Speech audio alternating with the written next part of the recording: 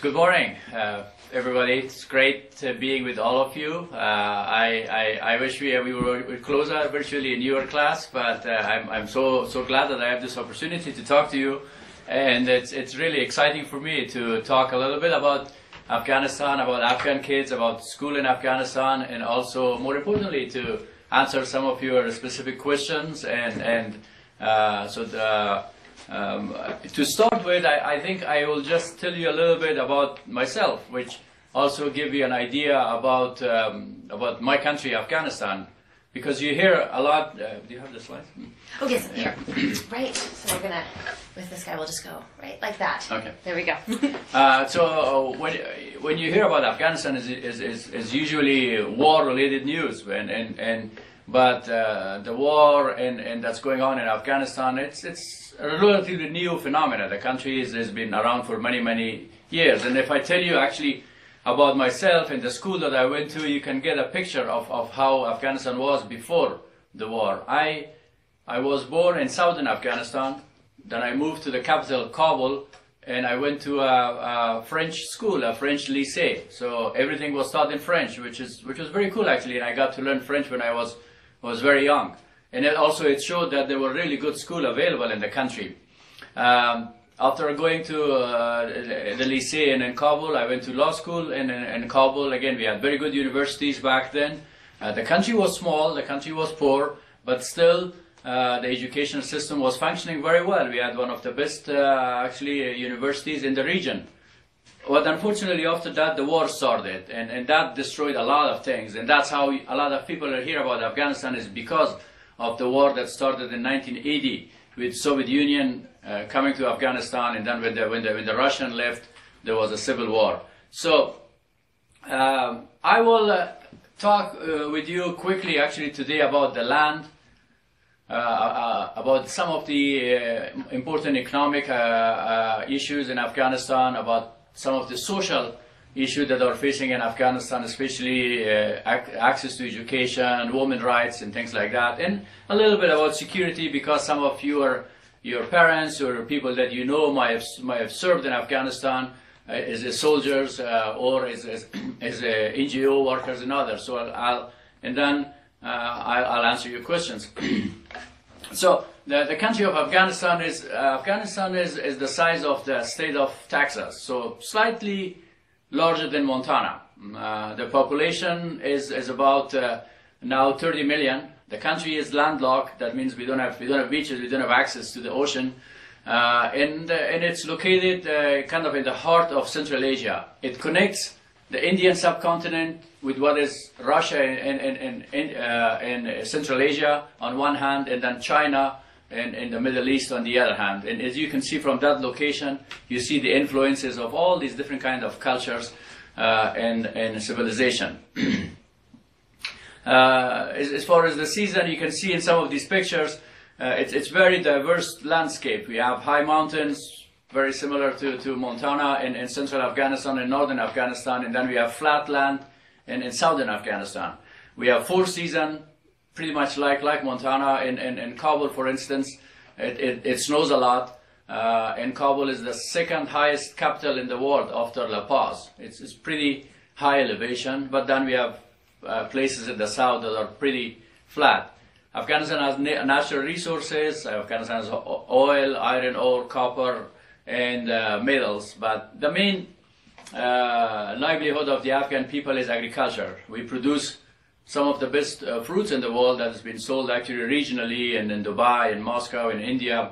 So the economy is more or less agriculture based. As I told you, because we are on the crossroad of different civilizations and different cultures, the country has been around for 5,000 years. And now there's a significant increase in people living in the big cities. We have 60% of our populations are under the age of 20. A lot of young people living in the country, which is a great opportunity. Each one of them is a big asset for the country, but also a challenge to provide them for schools, to provide them job when they grow up from school or universities. We have different ethnic groups in Afghanistan, like many other countries, but keep in mind, some people talk about that there are just a lot of ethnic groups in Afghanistan and therefore there's war there. A lot of you know that's not true. In many places in the world you have different ethnic groups living together. For instance, there are more ethnic groups living in New York City than in Afghanistan, but that does not mean that there should be war and violence in this place. It is, the fact is that how you mobilize, how you direct this diversity into a positive channel, and if that's what it creates actually difficulties or problems. So the diversity by itself is a good source of wealth and creation. So if you have seen the sites of pictures of Afghanistan, you probably notice there's all kind of influences from different cultures, from Buddhist to Islamic to Chinese to Greek styles, because as I told you, we have been on a crossroad of cultures and civilizations. An important part of the Afghan culture is poetry and mysticism. So people, especially young boys and girls in your age, there's a tradition of reading a lot of poetry, memorizing poetry. That's part of the culture. And the Afghan cuisine is a combination of Indian, Chinese, mixed all together. The food is not as spicy as Indian food, but we have a lot of actually dishes that are similar to Chinese dishes. A few quick notes about what's really happening in Afghanistan. In the past 10 to 12 years, when the new government was established, when the Taliban was pushed aside, the primary focus of the Afghan people, of the Afghan government, with your assistance, with the assistance of the United States and many other countries, it's not only the United States, keep in mind that 41 countries have troops in Afghanistan, 41 countries from all over the world. And so there has been a lot of improvement in the quality of the life, especially healthcare, education. Kabul used to be a relatively small, sleepy city. Now the population of Kabul is about 5 million. It's a big city and it's very busy. Every time that I visit, and I go very frequently to Kabul, almost every other month I go back, you see that people are building their houses, the businesses are flourishing. So there's a lot of activity in the population, which was actually around 1 million. Now it's jumped to 5 million. And of course, when you have people living in big cities, it provides an opportunity for them to be reconnected, to enhance the creation of a sense of national identity. But yet also you have challenges such as pollution, such as substandard housing. So we're dealing with all of that. What was important for us, I told you at the beginning that our important asset is to being on the crossroad of different cultures and civilizations. So being on the crossroad means that we have to work hard to build the roads, the airports, and the infrastructure in Afghanistan to reconnect the country, to make sure that we will become a hub of commerce. And that's what we did. We have built more than 11,000 kilometers of roads and railways, or some of the cities in border cities of Afghanistan now are connected through railway to the neighboring countries. And so connectivity for us is key. We were among the first countries in the region that built actually a fiber optic ring to make actually the information available to all the population, but also connect different parts of the world. Those of you who know a little better the region of Central Asia, you know that because the Soviet Union was there for a very long time, that part of the world is a little bit disconnected with the rest of the world. So, and some of the policies there are also restrictive, like it's very hard to get visas to go to certain countries like Uzbekistan or Turkmenistan. So we're struggling with the issue that some of our neighbors are relatively closed. They don't like to interact a lot, and we do need to interact with them because we are landlocked. We need them, and we think they need us too. So the average growth rate in Afghanistan, it has been over 10% in the past 10 years. It varies from about 6% to almost 22%, but if you average it out, it's about 10%, which is a solid growth for a country like Afghanistan. But keep in mind that we are starting from a very low base. Even 10% growth does not mean a lot of improvement in the life of people because we were very poor. We started from almost zero. a few simple examples that you can understand. When I went in 2001, when I went back to Afghanistan, there was only 4,000 telephone, mostly landline. Now 20 million people have cell phones. Almost 2/3 of the population has cell phones in Afghanistan, which is a good way of being connected with the rest of the world. We have, for instance, we have a lot of the products that are available now in the US, including mobile banking, for instance, are available. Our soldiers are now getting paid through their cell phone. So some of the technologies are transferred there quickly, and which is good. And again, it's so great to use the technology for someone like Afghanistan from all the way other parts of the world to talk to you guys. And I look at the map of some of the places where your schools are located. It's such a great pleasure for me to talk to you guys, and some of the places that I never heard of. So, but this is the advantage of technology. I can talk to you, I can talk to you about my country, and I can answer your questions. So, and we're using similar technologies in Afghanistan. Some of our universities now have virtual classes that are connected with the outside world because we don't have a lot of good teachers and professors. That's one of the biggest problems for us, and that we don't have qualified people to do many things in Afghanistan, including actually leading the educational sector. Again, here I give you just a brief comparison. Before 2001, during the Taliban, there were only 800,000 boys in the schools. They were mostly boys. Girls were not allowed to go to school in many areas. Now we have 9.2 million boys and girls going to school. 35% of the students are girls. We had less than 20,000 teachers. Now we have 200,000 teachers. School buildings and vocational schools. Everything is being built. Again, as all of you know, by building a school, does not produce the best possible school. We still have to work to have good teachers there, to have good books there, to have good curriculum, and these things gonna take time. But at least the schools exist in Afghanistan, and it used to be before 2001 that many schools were under a tree or under a tent. There was no really building for schools, but this is changing. Almost every school in Afghanistan now is housed in a building that has a roof on it. And the number of the students going to the universities have also increased, so I'm not going to talk about that a lot, but just an example of from 4,000 students that was in the country in 2 universities, now we have 120,000 students in more than 72 universities, both private and public universities.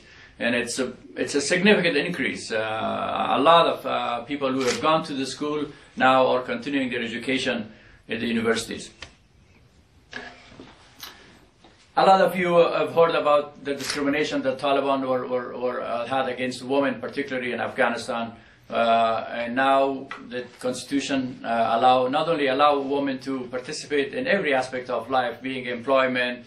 We have women in Afghanistan that are ambassadors. We have women that are ministers, teachers, you name it. And every field of the life is open to them. But again, it's easy to change the law to allow women to go to school, to have these jobs, but it's a different thing to have the proper education to enable the woman to get these jobs. And education, when you talk about giving equal rights and opportunity for women, you have to educate both men and women about that. And this is, again, another long-term project that's going to take a while. But as an example, like 27% of government employees in Afghanistan are women, and which is significant increase from 0. But still, that number should go to 50%. It's going to take a while. As I told you, some of you may have actually family members or heard of family members fighting in Afghanistan. We appreciate very, very much the fact that these people are leaving their family, their children here, and are coming to fight in Afghanistan, to make Afghanistan and the world a safer place for you, for us, for the rest of the world. But at the end of the day, the responsibility of fighting should be the responsibility of the Afghans.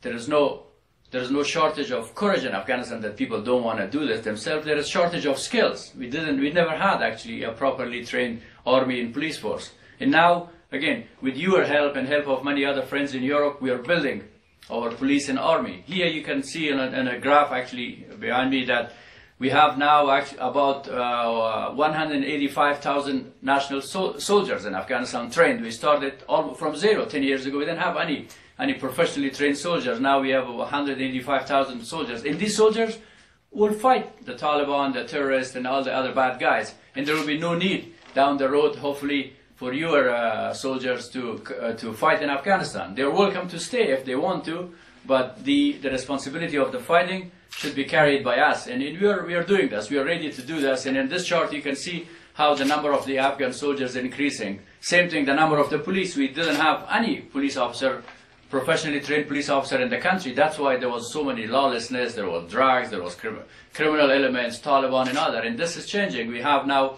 about 145,000 police officers that will take the responsibility of security in Afghanistan. So once again, so your sisters and brothers or your parents does not have to be killed in Afghanistan, and that part of the war, that part of the peace of the world will be carried out by us, by Afghans.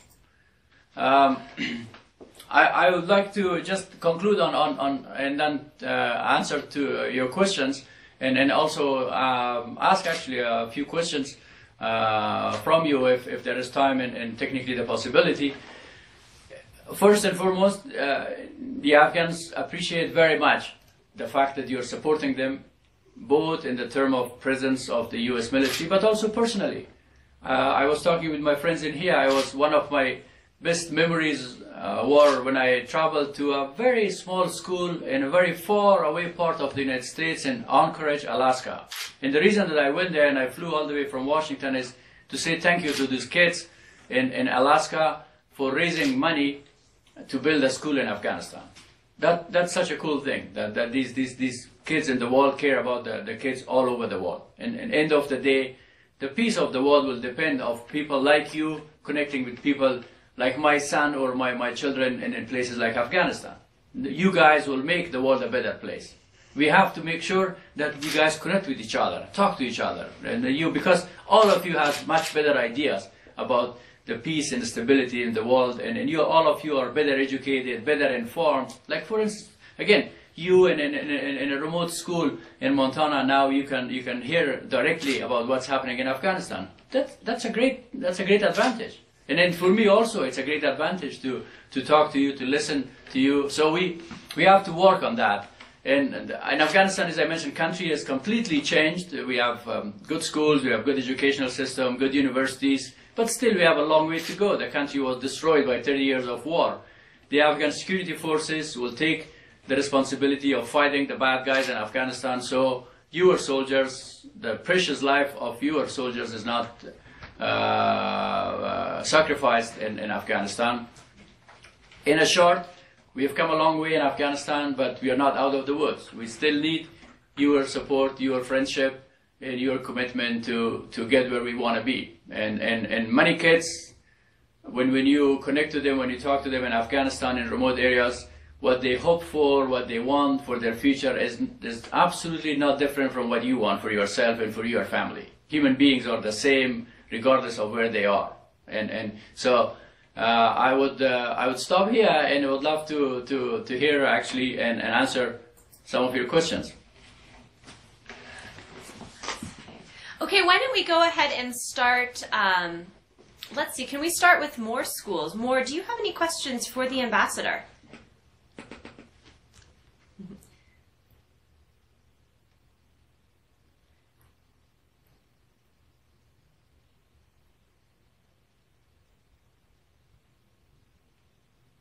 Hi, Ambassador Jawad. My name is Megan. Hi. I have a question for you. How are you going to meet your energy needs if you have that many people in your country? That's a very good question. And especially electricity is a challenge right now. So what we are doing, we are importing electricity right now from our neighboring countries, because especially our neighbors to the north have a lot of water. They're high mountains, so they produce electricity through hydro means, through rivers and dams. So we import electricity from there. Afghanistan has enough deposits of natural gas and oil. We are developing these natural gas and oil deposits to use it. But immediately, especially for our big cities, we need electricity because more people are living in a better houses that use more electricity. People are using computer and others, so that the usage of the electricity is going up rapidly, and we are bringing this electricity from right now from Uzbekistan and Turkmenistan, our neighboring countries. Thank you. Do we have any other questions for more?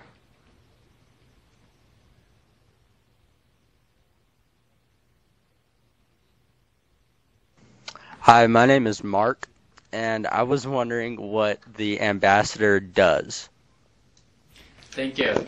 Thank you very much, Mark. When I left my job as embassy, I formed what is called Foundation for Afghanistan. But I think your question is what is the job of an ambassador, correct? Okay. Yeah. Okay, yeah. Well, an ambassador is the representative of the country in the United States, and what he does, he interact with the Department of State, with the White House, in case of Afghanistan, also a lot with the Pentagon, because there's a lot of soldiers in Afghanistan, but also talk about this country, travel to different parts of the United States. I traveled to more than 27, 28 states, and also try to get better understanding about this country, more support for this country, both from the United States government, but more importantly, also from the people. One thing that a lot of you should be very, very proud of is that in the United States, it's not only the U.S. government that is helping other people all over the world, it's the American people. American people are giving more money to charity and to non-profit organization than many big countries, just the private citizen of the United States. And this is something really good that exists, this spirit of giving and sharing. So as ambassador, you will travel also to universities, to foundations, to non-profit organizations, try to bring more attention and get more resources for your country. Wonderful. Let's move to Freud. We're going to go to Freud for a few questions. My name is Tim, and I have a question about the Taliban. What problems do you still have with the Taliban currently? The problem is terrorism. They are burning schools. They are putting bomb on the highways. They're killing Afghan people.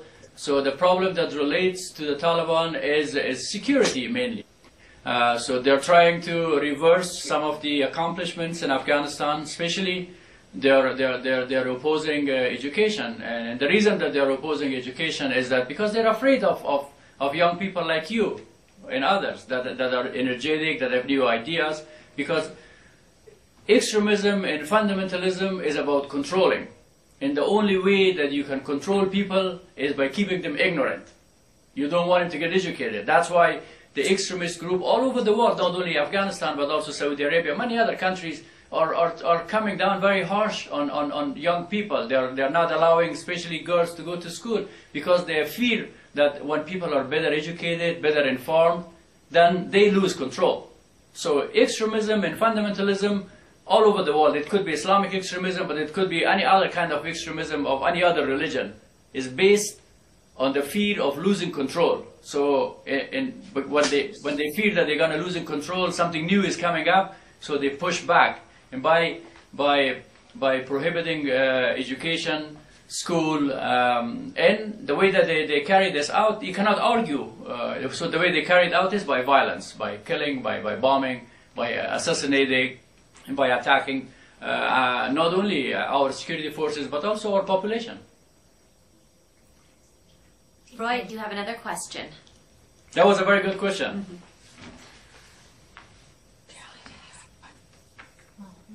No one? No. All right, let's go to Westby. Westby, do you have some questions for the ambassador? My name is Selena, and what were schools like when the Taliban were in power? There were very few schools for girls, and those few schools for girls were usually managed, operated by NGOs. So the government school did not allow girls to enroll. The curriculum was changed. Some of the modern curriculum that existed, such as computer, English, and other, they were taken away. So there was not a whole lot of school really operating in the country. There was very few of them, and with those schools that were operating also, the curriculum was very much backward. This is changing. We have in the past 12 years what we did, we started from first grade up to 12th grade. In each year we printed new books and come up with new curriculum. So now after 12 years we have a fully new curriculum from first grade to 12th grade with new books published. We have published close to 80 million books because we have so many now people going back to school, and all of these books have new modern curriculum. Wonderful. Westby, do you have another question for the ambassador?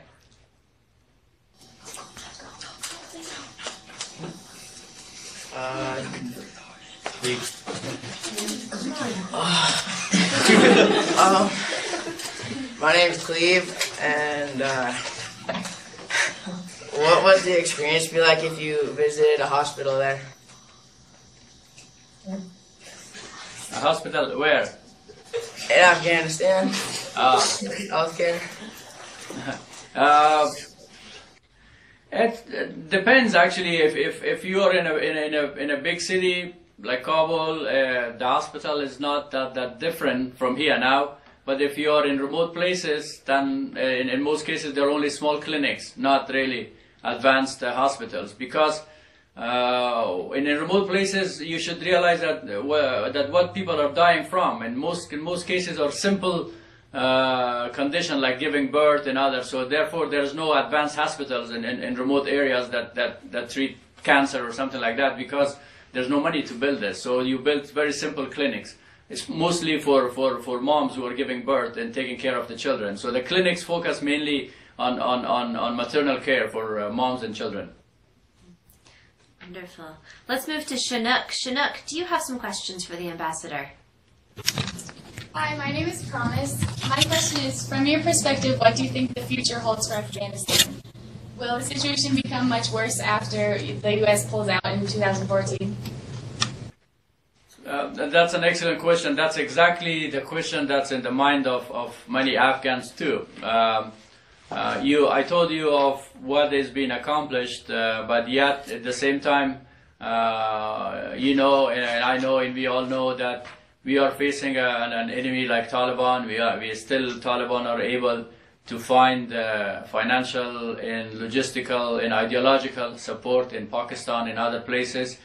I am confident that Afghanistan will not go back to the days of the Taliban, that's for sure, because we have so many Afghans that have completely changed because of the education and access to information to the rest of the world. But at the same time, chances are that in 2014 or 15 we see an increased in violence because with the international United States and other NATO countries leaving, some of our neighboring countries may try to fill this vacuum by being more aggressive in Afghanistan.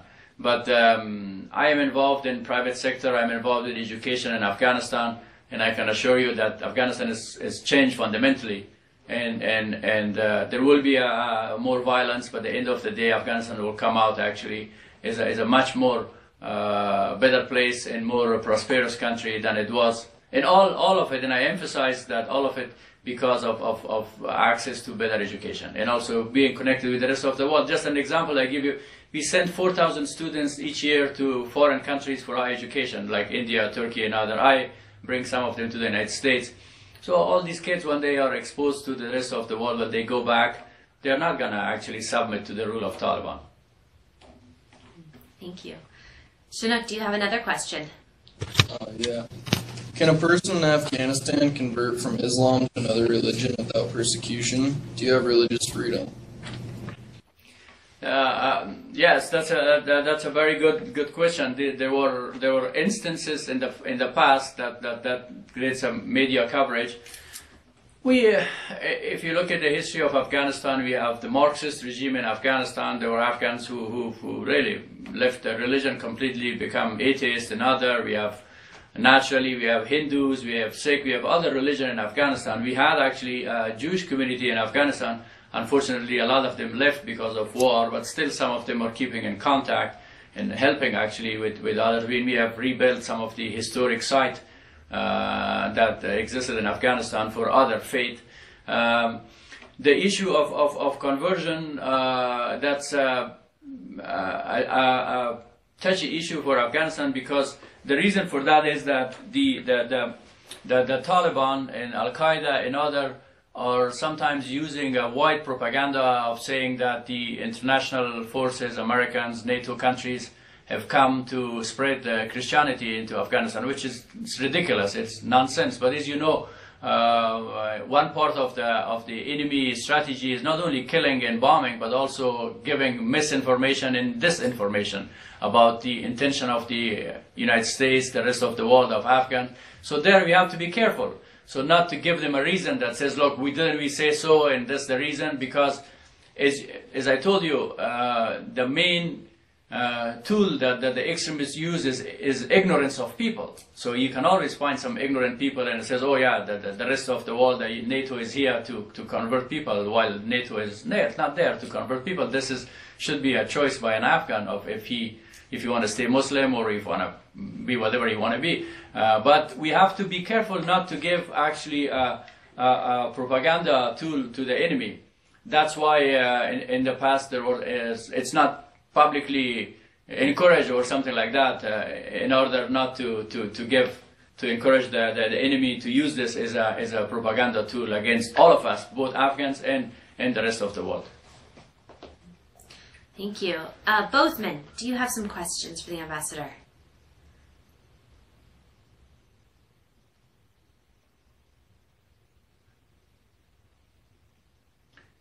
So now a question for me, does any one of you has a personal connection to Afghanistan, like having a parents or a brother or sister serving in Afghanistan or visiting Afghanistan or being in Afghanistan now or in the past in 60s, 70s?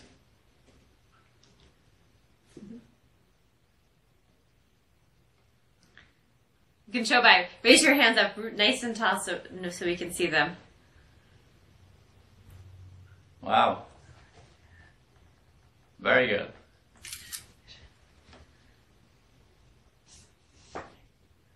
Wonderful. At this point, we're going to open it up. If schools have follow-up questions, if you can show us by raising your hand, we won't go in the round robin, but we'll go ahead to the schools that raise their hand. So I'm seeing Freud has a question. Hello, my name is Jordan. I was just curious, how is the Afghan government paying for all these schools and textbooks and stuff? Part of the money is paid by our own revenue, actually, which is mostly based on taxes and duties on import. A bigger part of it, especially building the school buildings and printing the new curriculums, is mostly held by the United States. Just USAID actually has built 3,500 schools in Afghanistan, which is a significant contribution. But again, when you talk about the school, you need a hardware and need a software. The hardware is like the school, the books and the desk and the teacher. But the software is the knowledge, the experience, the expertise. So it took a lot of money to build the hardware, the real infrastructure, the buildings. And now we have buildings for most of the schools. So the cost of operating the educational system will go down to a certain degree because the infrastructure is being built. Thank you. Let's see, other questions. Let's see. Bozeman, I see you've got a couple hands raised.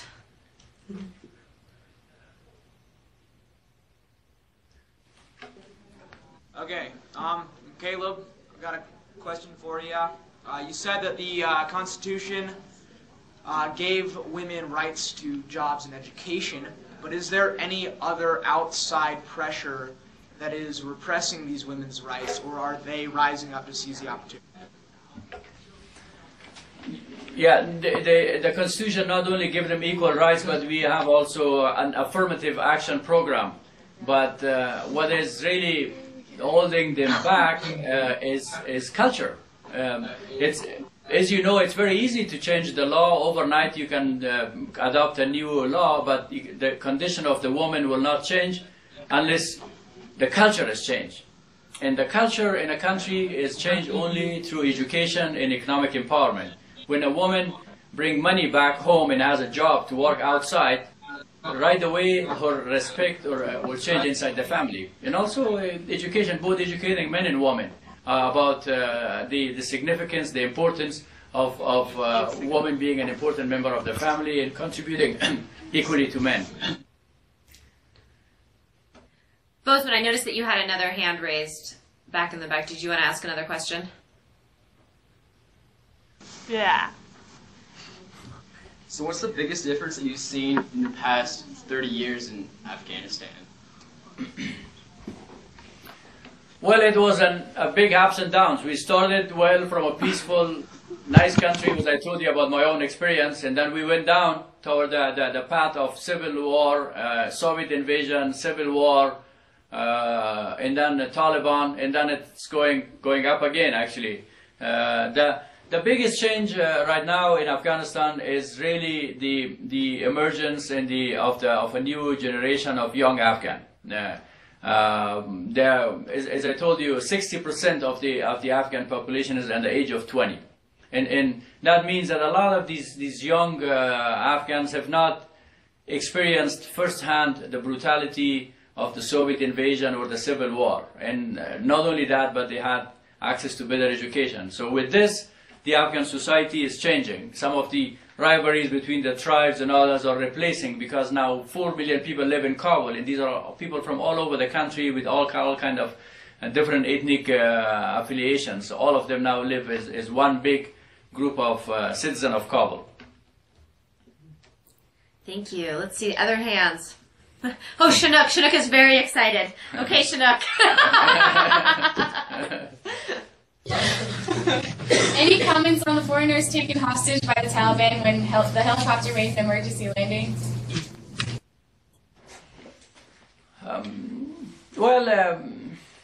Taliban are trying to, again, do whatever they can to discourage the rest of the world to help Afghans. And one cowardly way of doing that is to target NGO workers or other volunteers who are coming to Afghanistan to help out. Most of them are traveling to different parts of Afghanistan where most of the assistance is needed. So they do target both Afghans and international NGO workers, government employees, just to create an environment of fear and terror. As you know, terrorism is about creating an environment of fear and uncertainty. So they on the short term, that has an impact, but on the long run, the only way that you can gain the support of the people is by giving them a hope, giving them a direction, not actually by terrorizing them. You can force them into submission for a short time if you terrorize them, but on the long term, there will be no support for an ideology based on fear and intimidation. Chinook, I saw that you had several hands raised. Would somebody else like to ask a question? Any thoughts or comments on the huge Buddha statues that were destroyed by the Taliban? Yeah, my wife has built a school right actually at the foot of the two Buddhas that were destroyed. These two Buddhas, magnificent Buddhas, were one of them 52 meters high, almost 300 feet, that was there for 2,000 years. Beautiful site in a beautiful valley. Unfortunately, was destroyed by the same guys, basically, that destroyed the Twin Tower in New York. The twin Buddhas were destroyed a week before 9/11. Like a week later, they bombed the Twin Tower. So there is a similarity when of targeting civilization, peace, and peaceful population and that there you can see that similarity. It's very there's been plan actually to rebuild these Buddhas. It's very hard to do this. One of the projects that might get implemented with the help of Japan to reproject actually the image of these two big statues that were destroyed in whatever is remain on that hollow hole through laser, so you could see it at night. But that requires actually some investment. But that one idea is to not to rebuild them, but recreate the image through laser lights. That at least some memories of those magnificent historic sites will stay alive. Thank you. Let's see. I'm seeing. Let's see. Is that a hand? Oh, you still have a few questions. We'll go with you, Shana. Go ahead. What style of music do people like in Afghanistan? I'm sorry, I missed that. What style of music do people like in Afghanistan? Yeah, the music is influenced a lot by the Indian music. We had actually our national orchestra about 2 months ago coming to the United States, performing at the Kennedy Center, but also in New York. And we were very proud of the fact that we could re-establish our youth orchestra. They came here and they were very well received because we have had actually music schools in the past in Afghanistan. A lot of them were destroyed. We are rebuilding that. But the music is a combination of Indian and then many Afghan instruments. But it's influenced to a big part by Indian music and instruments. Thank you. Let's see, Westby, I saw a hand raised over there. What kind of sports are played in Afghanistan? Good question. Soccer is the biggest sport. Like I don't know, for some reason the United States is the only country where soccer is not as big. Everywhere in the world, soccer is very big. We also play cricket, which is a game not played in many other parts of the world except some British countries, Afghanistan, United Kingdom, New Zealand, India plays cricket. The traditional games of Afghanistan is a very famous game played on the horseback called bozkashi, which is similar to polo but a lot more rough. You basically two teams of any number, it could be from 5 to 50 players on each team. They try to actually carry a heavy weight. Sometimes it's a sack full of sand. Sometimes it's a dead goat or something like that. To go around the circle and then put it in go around the flag and put it in a circle. It's a very tough game. And again, the more refined version of that is something like polo.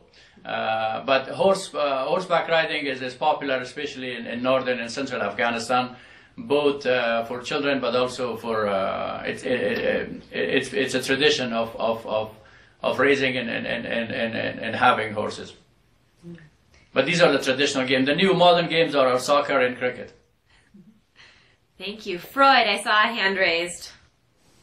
Hi, I'm Janessa Perano. I'm actually the Alder teacher. How have relations changed with Pakistan since the death of Osama bin Laden, or have they?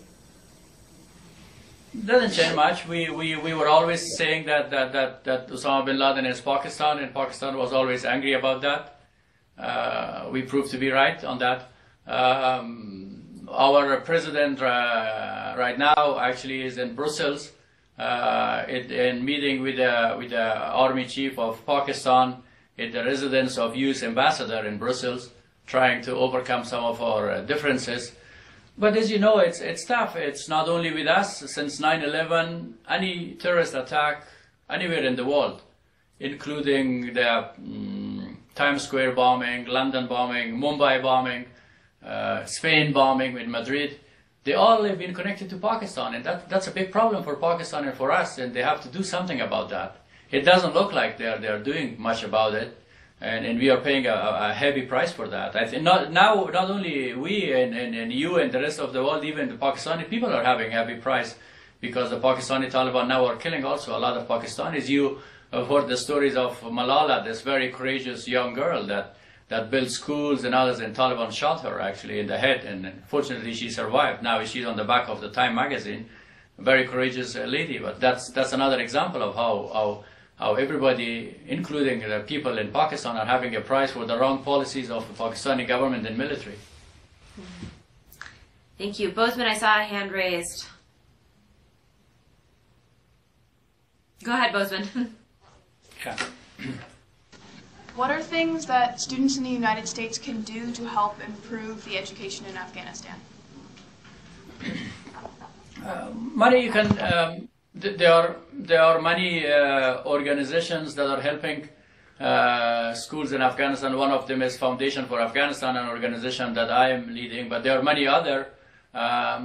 You can start a pen pal program, talking with some kids in Afghanistan, figuring out what's their life, what are their problems, what are their challenges.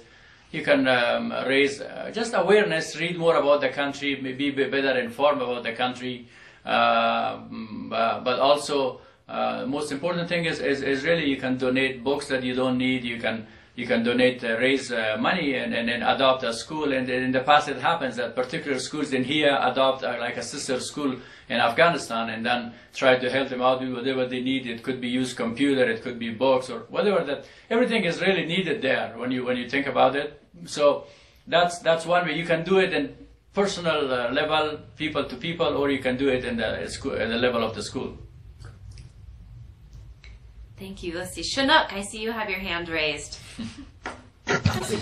What will you miss most when you leave the United States? I'm sorry, Emerson. What will you miss most when you leave the United States? The opportunity that exists in the United States for everyone, the freedom that exists. Those you are very fortunate living in this country, and when someone say that, it might sound very cliche, but in many parts of the world, when a mother is giving birth, she's not sure if she's going to survive. She's not sure if her child's going to live. When a dad is going to bed at night, he is fearing that the secret police or the Taliban or someone might knock at the door and kill him and his family. So the freedom, the safety, the security that exists in this country is the best. But more important, what is unique about the United States is the fact that people here care about the rest of the world. I was in Florida in a fundraising event, and I asked them, they were raising money to fight breast cancer, and I asked them, again, a private organization, and I asked them how much is the target. They said $1 billion. Nowhere in the world ordinary people will give something like $1 billion for a cause. That's only in the United States. So there are many things that makes the United States a very, very unique country. But the most important thing is opportunity and freedom and safety. Thank you. We have time for about 3 more questions today. So let's see if you... I see Freud. Freud has their hand raised. Go ahead. My name is Cassandra. Have you ever had an assassination attempt on your life? And if you have, what was the reason? Was it for an action of yours, or what? No, when you live in countries, places like Afghanistan, when you have a program, when you have an agenda, when you want to change the life of people, it's natural that the enemy, the Taliban and others, will target you. But that's part of the life. When you are when you're carrying your duties, when you are in action, that's the least in your mind. You don't care about that. That's a kind of a threat that many people who serve actually their country, their people, are facing. So you will not be discouraged. Honestly, when I'm in Afghanistan and I travel and there's like a bombing or something, usually my friends from the United States are the first that call and says, "Are you okay?" But for us, being in Afghanistan, being used to that, that's not a big deal. It's not a big deal. We're not going to stop our life. We're not going to stop our activities because somebody is threatening us. We are not. This is a very cowardly thing to do, because that's exactly what the enemy wants us to do. So, and especially once you are in action, that's like a sport game. When you are in the middle of like a hockey game, you really, being injured is not big in your mind. It's really winning in competition. So that's pretty much the same. When you are serving a good cause, nothing is going to stop you. And I told you many times, my friends from the U.S. would call me when I am in Kabul or in the provinces in Afghanistan when they hear about some attack or something. But we don't notice it. We don't stop our life because of that. Thank you. See, I wanted to just check in with more we haven't heard from you in a while. I wanted to make sure that we weren't leaving you out. Do you have any questions? Hi. No, we have switched classes and have a new group, but thank you very much. I think we're okay. Thank you. All right. Let's see.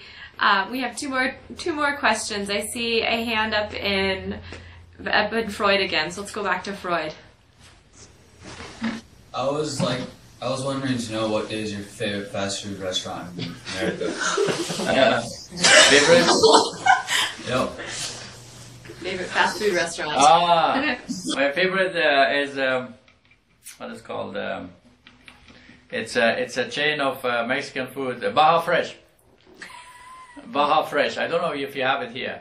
It's a East Coast thing actually. It's burritos and all these kind of things. I like a little bit spicy food.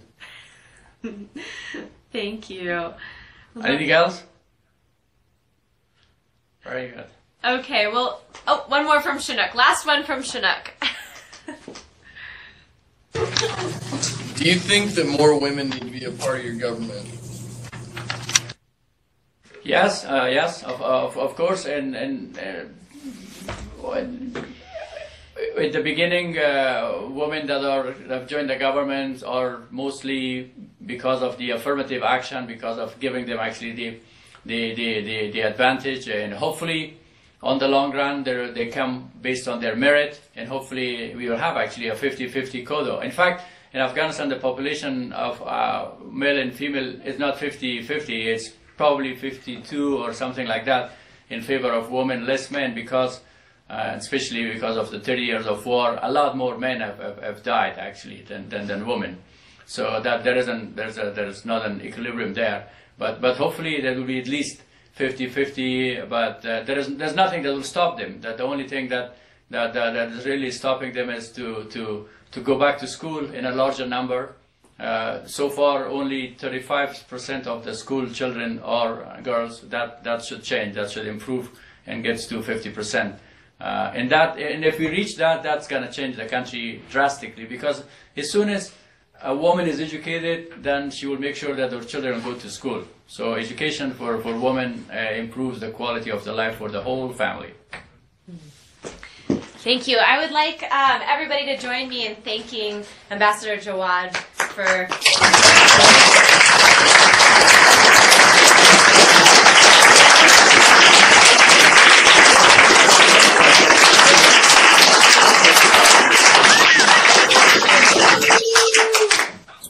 One last thing, actually, all of you can find me, can write me, you can look me up at Facebook, say Jawad, you can, I'm on Twitter, and also if you can look up Foundation for Afghanistan, send me emails, or if you have questions, if you want to stay in contact, would love to stay in touch with all of you.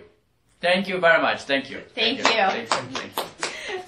Goodbye, everybody. Thank you so much for joining us this morning. Thanks for your answer.